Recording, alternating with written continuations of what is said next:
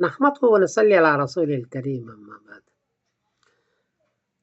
باغ مدینہ کے ایڈمن ہے مولانا مقصود صاحب، انہوں نے پوچھا ہے کہ اسلامی مہینے کی اہمیت کیا ہے اور ہجری کی اہمیت کیا ہے اور کب ہوئی ہے؟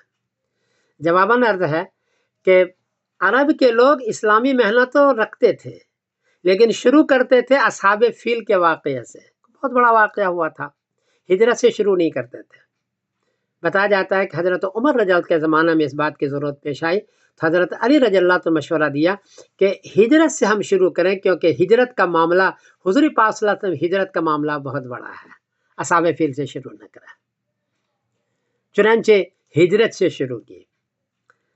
ہجرت ہوئی ہے 8 ربیع الاول بروز پیر مطابق 20 ستمبر 622 کو نبی کریم صلی اللہ علیہ وسلم ہجرت کر کے مدینہ طیبہ پہنچے ہیں۔ حدیث کے اندر موجود ہے حتی نزل بہم بنی عمر بن عوف وذالک یوم الاثنین من شہر ربیع الاول۔ بخاری شریف حدیث نمبر ہے 3906 کہ نبی کریم صلی اللہ علیہ وسلم ربیع الاول کے پیر کے دن پہنچے ہیں، اور وہ حساب لگائے تو وہ 8 ربیع الاول کو آپ پہنچے ہیں۔ لیکن ربیع الاول کا مہینہ تو شروع بیچ میں ہے، اور اسلامی مہینہ شروع ہوتا ہے محرم سے، تو حضرت عمر رضی اللہ عنہ نے 2 مہینہ مقدم کر کے محرم سے شروع کیا ہے۔ پہلی محرم مطابق 16 جولائی 622 بروز جمعہ سے شروع کیا ہے اسلامی مہینہ۔ ایک بات عرض کر دوں کہ اسلامی مہینوں کو یاد رکھنا ضروری ہے۔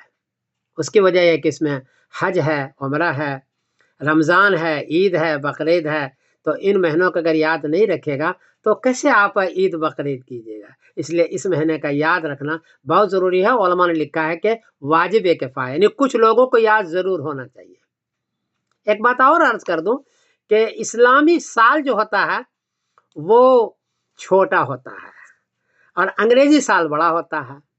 اسلامی سال ہے 354 دن 8 گھنٹہ 48 منٹ اور 34.8 سیکنڈ کا ہوتا ہے اسلامی سال، اور انگریزی سال ہوتا ہے 365 دن 6 گھنٹہ 9 منٹ 9.54 سیکنڈ یہ ہوتا ہے۔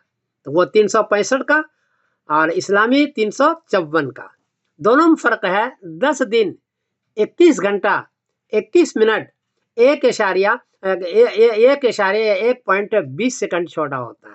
یہ دونوں میں فرق ہے۔